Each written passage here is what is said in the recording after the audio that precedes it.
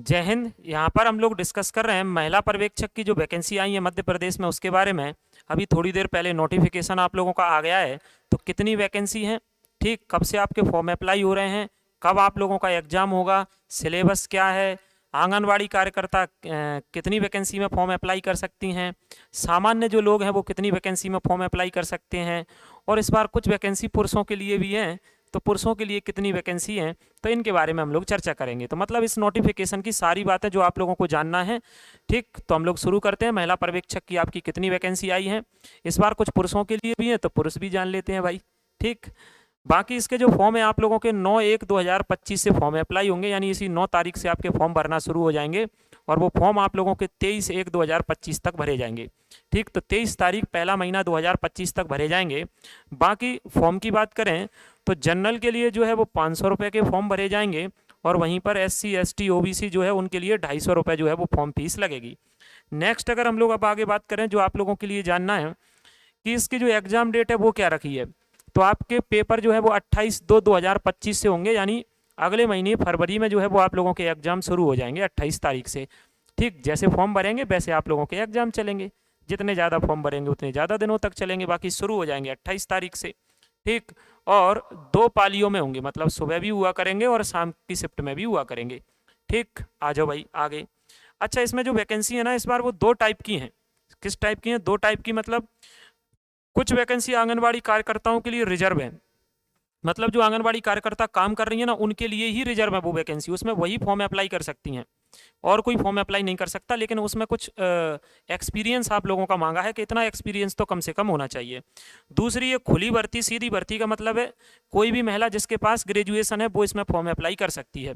तो पहले ही समझ लेना, मैं जब वैकेंसी बताऊंगा, जब मैं बोलूँगा आंगनबाड़ी कार्यकर्ता के लिए, तो उसमें वो जो अभी वर्तमान में आंगनबाड़ी कार्यकर्ता हैं, ठीक, जिनके पास 5 वर्ष का अनुभव है, तो वो इसमें फॉर्म को अप्लाई कर सकती हैं। जो खुली भर्ती है ना, वो जिनके पास, मतलब जो कहीं भी आंगनबाड़ी में नहीं भी लगी हैं, सामान्य उनके पास ग्रेजुएशन है, तो वो इसमें फॉर्म को अप्लाई कर सकती हैं खुली सीधी भर्ती में। क्योंकि मैंने बोला है कि अभी कन्फ्यूजन होगा बहुत सारे लोगों को, तो आप कन्फ्यूजन यहीं पर क्लियर करो, आगे तो मैं बताऊंगा। एज की बात करें तो 18 से 40 वर्ष दी है, और छूट के साथ जैसे OBC को 3 साल की, SC ST को 5 साल, तो अधिकतम 18 से 45, ठीक। सामान्य के लिए 18 से 40, OBC 3 साल लगा लो तो 18 से 43, और अगर SC ST लगा लो तो 5 साल और छूट रहती है, तो 18 से 45 है, ठीक। नेक्स्ट, अब बात करते हैं कि वैकेंसी कितनी है। तो आप लोगों को अब यहाँ पर जानना जरूरी है किस किस के लिए कौन कौन सी वैकेंसी है। क्या एक जो है वो कई जगह फॉर्म अप्लाई कर सकते हैं, अगर उनके पास क्वालिफिकेशन है वो, तो सारी जगह फॉर्म को जो है वो अप्लाई कहाँ कहाँ कर सकते हैं, इसके बारे में बात करते हैं। देखो, इसमें कह रहे हैं पहले पोस्ट कोड नंबर 1 है, उसमें जो पर्यवेक्षक की जो वैकेंसी है उसमें आंगनबाड़ी कार्यकर्ता ही फॉर्म को अप्लाई कर सकती हैं, और वो वैकेंसी आपकी 10 वैकेंसी है। पोस्ट कोड 1 में कितनी वैकेंसी है? 10 वैकेंसी। तो अभी बहुत सारी हैं, सारी बात कर रहे हैं अपन पोस्ट कोड 1 की, पोस्ट कोड 2 की। तो ये जो 10 वैकेंसी है वो क्लियर है, इसमें सिर्फ आंगनबाड़ी कार्यकर्ता ही फॉर्म को भर सकती हैं, ठीक। जो आपका वेतन रहेगा वो 25,300 से 80,500 का रहेगा। अच्छा, आंगनबाड़ी कार्यकर्ता के पास क्या होना चाहिए? 12वीं 10+2 होना चाहिए, और 10+2 के साथ साथ उनके पास 5 वर्ष का अनुभव होना चाहिए। कितने साल का अनुभव होना चाहिए? 5 साल का अनुभव होना चाहिए। और आंगनबाड़ी कार्यकर्ता ही फॉर्म को अप्लाई कर सकती हैं। इसमें आंगनबाड़ी सहायिका, आशा कार्यकर्ता, मिनी आंगनबाड़ी कार्यकर्ता ये अप्लाई नहीं कर सकती, ऐसा लिखा है। देखो, मतलब ये जो वैकेंसी है वो सिर्फ आंगनबाड़ी कार्यकर्ता के लिए ही है, औरों के लिए नहीं है, ठीक। औरों में जैसे आपने देखा होगा सहायिका, आशा कार्यकर्ता, मिनी आंगनबाड़ी कार्यकर्ता, इनके लिए नहीं है। तो ये 10 वैकेंसी हो गई। अब पोस्ट कोड नंबर 2 पे चलते हैं। 2 पे ये खुली सीधी भर्ती है, लेकिन बैकलॉग के लिए। बैकलॉग का मतलब होता है जिनको आरक्षण मिलता है, जैसे OBC SC ST, तो इसके लिए 9 वैकेंसी है। यानी पुरानी जब भी भर्ती हुई होगी और अगर उस भर्ती में इनकी वैकेंसी वो भर नहीं पाई होंगी, ये 9 वैकेंसी, तो इनको फिर से दोबारा से भर्ती में दोबारा से इनको दे देते हैं। जैसे पिछली बार जब भी पर्यवेक्षक की वैकेंसी हुई होगी तो उसमें ये वैकेंसी कुछ भर नहीं पाई होंगी, या भर दी होंगी तो किसी ने इनको छोड़ दिया होगा। तो बैकलॉग का मतलब ये होता है जिसमें जिनको आरक्षण मिलता है OBC SC ST, तो उनके लिए ये 9 वैकेंसी अलग से हैं, ठीक है। आ जाओ अगली। तो ये तो बात हो गई। अब बात करते हैं ये पद कोड नंबर 3, ठीक। मैं फिर बोल रहा हूँ, कई लोगों को लग रहा होगा कि अभी वो तो आई नहीं है ना जिनके पास ग्रेजुएशन है। सारी बता रहा हूँ, बिल्कुल शांति से धैर्य से आप लोग इसको सुनो। ये भी सर आंगनबाड़ी कार्यकर्ताओं के लिए है, ठीक। पोस्ट कोड नंबर 3, और इसमें 321 वैकेंसी हैं। कितनी है? 321 वैकेंसी इसमें है। तो टोटल 321 वैकेंसी इसमें है। इसमें क्या चाहिए? वही वेतन आपका 25,300 से 80,500। 321 वैकेंसी हैं आप लोगों की, और 321 जो वैकेंसी हैं आपकी इसमें, उसमें 10+2 12वीं चाहिए और 5 वर्ष का अनुभव चाहिए। इसमें फिर से वही चीज़ है, आंगनबाड़ी कार्यकर्ता ही चाहिए, मिनी आंगनबाड़ी, सहायिका, आशा ऐसा कुछ नहीं चलेगा, ठीक। और 5 वर्ष का अनुभव होना चाहिए। अगला इसमें केवल मध्य प्रदेश की मूल निवासी ही इसमें जो है वो आवेदन कर सकती हैं इस वाले में, जो एमपी की आंगनबाड़ी में कार्यरत हो, मतलब एमपी में आंगनबाड़ी है उसमें काम कर रही हो महिलाएं। नेक्स्ट अगर हम लोग बात करें तो ये सबके लिए, ये पोस्ट कोड सभी महिलाओं के लिए है। इसी को खुली सीधी भर्ती कहा गया है, इसी को खुली सीधी भर्ती है। अब इसमें सारी महिलाएं जो हैं वो अप्लाई कर सकती हैं, ठीक। वहाँ पर जितनी भर्ती थी वो आंगनबाड़ी कार्यकर्ता। तो इसके लिए कितनी है? 288 वैकेंसी है, 288 वैकेंसी है, सिर्फ महिलाओं के लिए है। वो भी महिलाओं के लिए थी, ये भी महिलाओं के लिए, वो आंगनबाड़ी कार्यकर्ताओं के लिए है, ये सभी के लिए खुली सीधी भर्ती सभी के लिए है। इसमें आपसे क्या मांगा है? यहाँ क्वालिफिकेशन में अंतर है, आपका वेतन तो वही रहेगा। यहाँ आपको मान्यता प्राप्त विश्वविद्यालय से स्नातक चाहिए, ग्रेजुएशन चाहिए। क्या चाहिए? ग्रेजुएशन चाहिए। यहाँ आपको ग्रेजुएशन चाहिए तो आप इसमें फॉर्म को अप्लाई कर सकती हैं। तो सभी महिलाएं इसमें फॉर्म को अप्लाई कर सकती हैं, उसमें आपको क्या चाहिए? ग्रेजुएशन चाहिए, ठीक। इतनी बात हो गई। नेक्स्ट, अब कोई करा कोई इतनी बड़ी कहानी क्या लिखी है? इसमें कुछ वैकेंसी जो संविदा के लिए रहती हैं उनके आधार पर लिखा है कि अगर किसी ने संविदा पर काम करा हो तो उसमें उनको क्या मिल जाएगा? कुछ ना कुछ एक्स्ट्रा जो है वो नंबर मिल जाएंगे।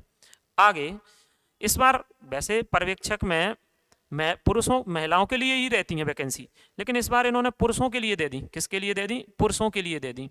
अच्छा, पुरुषों के लिए कितनी वैकेंसी दे दी हैं? तो पोस्ट कोड नंबर 5 है, और पुरुषों के लिए इन्होंने वैकेंसी जो दे दी हैं वो दी हैं 32 वैकेंसी, और पुरुषों के लिए 32 वैकेंसी दी हैं, जिसमें पुरुषों से भी मांगा है स्नातक होना चाहिए, ग्रेजुएशन होना चाहिए। और पुरुषों के लिए एक लाइन लिख दी है ठीक, एक तो वैकेंसी नहीं दी है तो थोड़ी सी दी है, लेकिन एक अलग सी लाइन लिख दी है। क्या? कि पुरुषों को कहाँ लगाएंगे? पुरुष पर्यवेक्षक केवल पहाड़ी क्षेत्रों में, जहाँ वन आच्छादित क्षेत्र हैं वहाँ पर नियुक्त किए जाएंगे। यानी जो पुरुष बनेंगे पर्यवेक्षक में, तो वो पहाड़ी क्षेत्रों में वनों से संबंधित जो क्षेत्र हैं, एरिया हैं, वहाँ पर इनको पर्यवेक्षक के तौर पर भेजा जाएगा। तो ये तो थी आप लोगों की वैकेंसी के बारे में, फॉर्म कब से अप्लाई हो रहे हैं, कितनी कितनी जो है वो वैकेंसी है। अब बात आती है पेपर की। पेपर आपका 200 नंबर का होगा। कितने नंबर का होगा भाई? 200 नंबर का होगा। देखो, जो पेपर है वो दोनों के लिए 200 नंबर का होगा। मैं यहाँ पर एक बार और बता दे रहा हूँ आप लोगों को, जो पेपर है चाहे तो वो आंगनबाड़ी कार्यकर्ता हो उनके लिए वैकेंसी हो तो उनके लिए भी 200 नंबर का होगा, और खुली सीधी भर्ती है तो उनके लिए भी 200 नंबर का होगा। कितने नंबर का होगा? 200 नंबर का होगा। तो पेपर तो आप लोगों का 200 नंबर का होना है, ठीक। अगर वहीं पर अपन लोग बात करें पेपर 200 नंबर का होना है, तो उसमें सिलेबस क्या रहने वाला है? सिलेबस तो देखो, सिलेबस आप लोगों का दोनों के लिए, जो आंगनबाड़ी कार्यकर्ता हैं और जो नहीं है, दोनों की अलग अलग वैकेंसी है।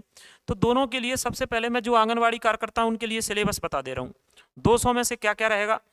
पोषण और स्वास्थ्य रहेगा 55 नंबर का। पोषण और स्वास्थ्य कितने नंबर का रहेगा? 55 नंबर का। ये पहली बात हो गई। अच्छा, दूसरी बात, सामान्य ज्ञान और तर्क शक्ति रहेगी 55 नंबर की, 55 नंबर की रहेगी।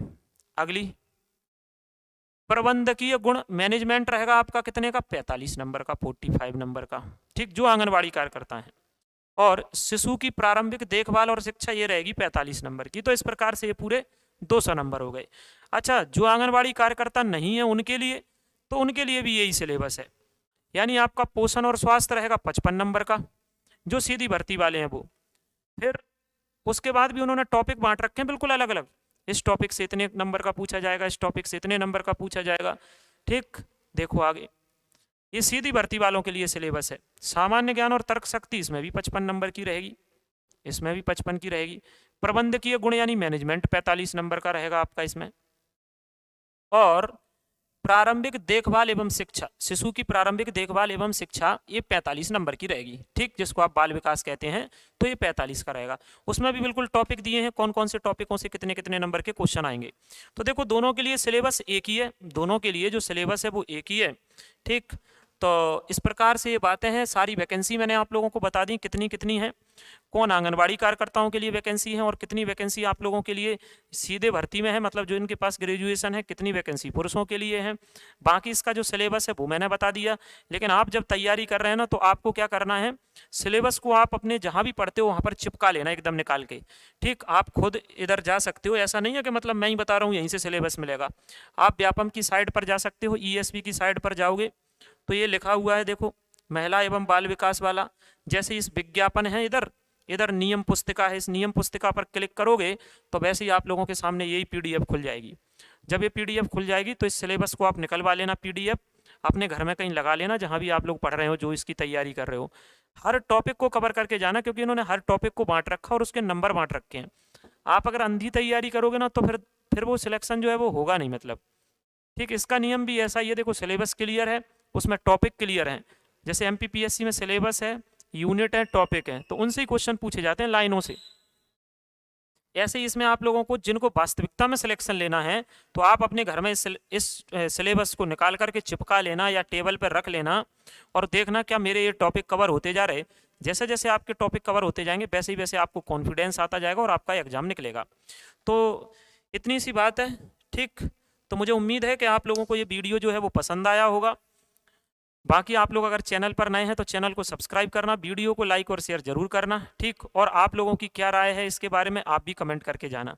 ठीक, तो अभी के लिए इतना, मिलते हैं नेक्स्ट वीडियो में। कमेंट करके जरूर जाना वीडियो कैसी लगी। जय हिंद।